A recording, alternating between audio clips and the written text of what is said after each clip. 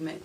Today's topic is inspiration, and I wanted to share this topic because this has been one of the most inspirational times of my life, and I wanted to share the inspiration that I'm having with you. Now, let's define inspiration. Inspiration can be defined as an external influence that taps into and connects with your internal desires, passions, and your purpose. And that's something that came to me as I started to experience it. There are a lot of things that can motivate us and that can drive us that are not necessarily inspiring.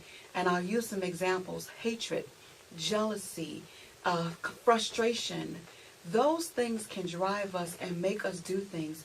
But pure inspiration taps into what's inside of you, your purpose, your desire. And that's critical. You will meet people that will affect you in different ways and motivate you in different ways.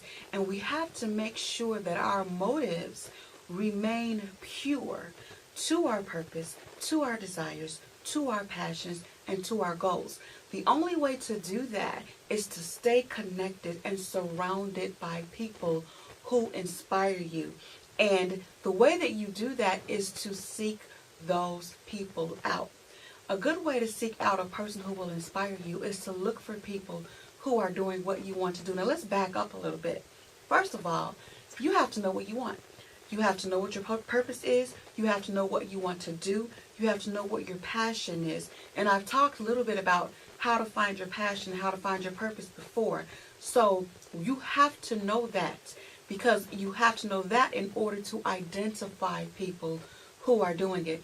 And a good indicator of someone who is living out their purpose, living out their passion, is the joy, the sheer joy that you see. Life is life. It is what it is, and life happens. But when you're following your passion, no matter what comes against you in life, you never lose your joy.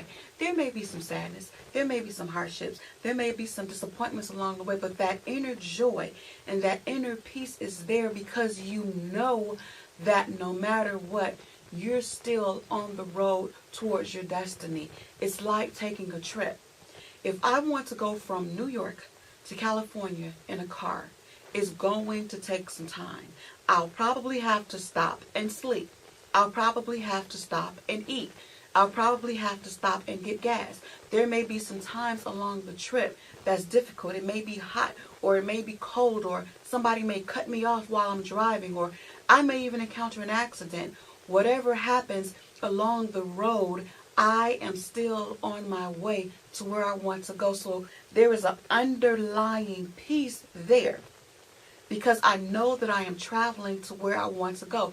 Now, say if you're coming from New York to California and you get to Chicago and you go the wrong direction and you end up back in Ohio, then that is where the frustration and the aggravation sits in, because now you're off track. You're headed in the wrong direction and you're moving away from your desired destination. Inspiration is that thing that keeps you on track. So you have to know where you're going. And then once you know that, you will start to attract people. You'll be able to identify people who can inspire you. Again, inspiration taps into what's already there inside of you. It's not putting ideas in your head. It's not telling you what to do. It's not saying, well, this is what works for me. This is what you should do. No, that's not it. Inspiration is, this is my passion. This is what I'm doing to achieve my passion. Now let's help you do what you need to do to achieve your passion. Inspiration is not a copycat thing. I'm going to say that again. Inspiration is not a copycat thing. What I need to do to get what I want is not what you need to do to get what you want. The way that I inspire you is by getting what I want and showing you, yes, it can be done, and encouraging you to get it done. And that's kind of what's happened for me this year, specifically in the last few weeks of this year. And that's what I love the most about media. It's not about saying I know this celebrity or I took a picture with that celebrity, that I got into this VIP party. None of that matters. It's talking to people who are realizing their dreams. People who are on top of their game. When you talk to Academy Award nominees or Grammy nominees and they're there and they share to you their passion, they share with you their successes, and they tell you that you can do it too, it just raises the bar and it inspires you. And not only that, what I find is people who are successful and happy are eager to share it with you. People who truly have joy want to spread joy, and it magnifies or multiplies their joy when they share it with you. If I'm successful and I'm happy, I'm not going to hoard it and keep it to myself and, oh, I'm not going to tell your secret tell you my secret because then you'll pass me and you'll get more than I have. That's dumb. And truly successful and happy and joyful people don't think like that. I've gone to exclusive red carpets at the Super Bowl. I've been to small local red carpet events. And you know the irony is the people who are millionaires and who are famous and who are rich are so down to earth. And they're so willing and eager to share. It's the people that's scuffling and trying to get the grind going. Those are the ones who try to hoard what they have. And that's not inspirational. Truly inspirational people share their gifts. And so if you're trying, sometimes people try to push into an environment or break into a circle where you don't belong. I always say a star can't fit into a circle. A star is supposed to shine in the sky. It is infinite, the beauty and the brilliance, the magnitude of the star. You have stellar qualities. There's a scripture that I love that said, you don't light a candle and put it under a bushel, but you set it on a candlestick so that it'll provide light to all of the house. Let your light so shine before men that they will see your good works and glorify the Father which is in heaven. And there's no way that I can talk about inspiration without talking about God the Father, because that's where true and genuine inspiration comes from. That seed, that passion, that desire, that purpose that's inside of you comes from God. And it is the God in you that will attract people to you who will truly inspire you. Godly people. I didn't say church people. I said godly people will inspire you. The godliness in them will connect with the godliness in you. And that's one mistake that I used to make. I tried to keep my business separate from my spiritual life, but I very quickly learned that all things, everything is spiritual.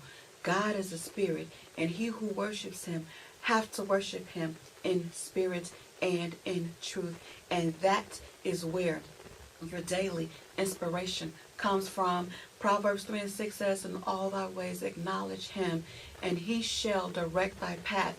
Acknowledge God in everything that you do, and ask him to direct you and to lead you and show you and guide you. He will guide you to the right people. He'll guide you to the right places and to the right things. And the next thing that you know, you will find yourself in a purely inspirational environment, surrounded by inspirational people. People will come seemingly out of nowhere that will push you to that next level. There have been times this year while I was building this media network, I was so frustrated. I was crying, and I even went to people. I went to people who I thought would be there for me because I had been there for them. And the response I got was, you're having a pity party. You're this, you're that. And they just weren't there. And I felt so rejected and so down until I was ready to give up.